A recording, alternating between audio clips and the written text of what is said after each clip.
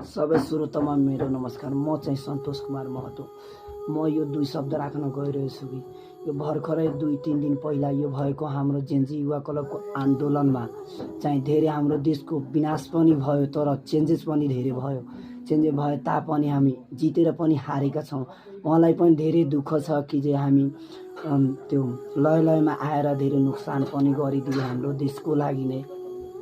तर त्यो गर्दा हाम्रो देशको चाहिँ घुसको नेताहरू धेरै चाहिँ विनाश भयो। त्यो खुसी पनि छ कि धेरै नेताहरूको विनाश पनि भयो।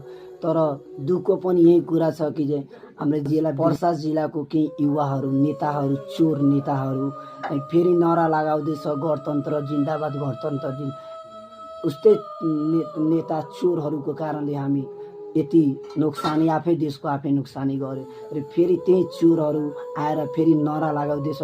उनीहरूलाई लट्ठीले कालो पोतेर अनि चाहिँ जुत्ताको माला लगाएर देशबाट निकाला गर्नुपर्छ। जस्तै हामी प्रधानमन्त्रीले निकाला गरेछ जस्तै गर्नुपर्छ। तब यिनीहरू मान्छ कि जो हो कि मतलब नेपालमा केही चेन्जेस भएछ जस्तो लाग्छ।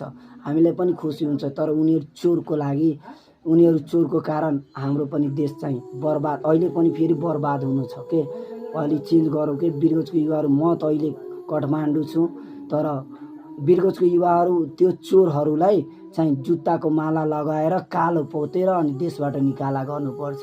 मेरो प्यारो मित्र खास गरी वीरगञ्जको जेन्जी युवाहरूलाई म यो आग्रह गर्न चाहन्छु, प्लिज तपाईँहरू मिलेर त्यो देशद्रोही त्यो गणतन्त्र जिन्दाबाद भन्ने त्यो चाहिँ चोर युवा नेताहरूलाई त्यो देशबाट निकाला गर्नु। नत्र हामी यति मेहनत गरे यति कसको लागि? हाम्रो देशको लागि, हाम्रो भावी पुस्ताको लागि। किन हाम्रो यति जेन्जी युवाहरू किन जान दिनु पर्थ्यो? यो केही गर्नु पर्दैन थियो, तर हामी जान पनि दियो। कति आमाको कोख पनि गयो, कति आमाले कति पीडाले भोगिरह्यो होला। कसैको त एउटै सन्तान थियो, त्यो आमामाथि के बितिरह्यो होला। तर यो विरोधीहरूलाई यो देशद्रोहीहरूलाई अहिले निकाला गर्नुपर्छ। नत्र फेरि जति युवाहरू जान गुमाएछ फेरि त्योभन्दा दुगुना चाहिँ युवाहरूलाई जान गुमाउनुपर्छ। प्लिज तपाईँहरूसँग मेरो यो अनुरोध छ वीरगञ्जवासी जेन्जी युवाहरूसँग कि प्लिज उनीहरूलाई अहिले आजै नै उनीहरूलाई देशबाट निकाला गर्नु। नभए कालो पोतेर नभए पछि गएर उनीहरू फेरि छन् हाम्रो बिचमा चाहिँ त्यो गन्दगी फैलाउन सक्छ। जय नेपाल।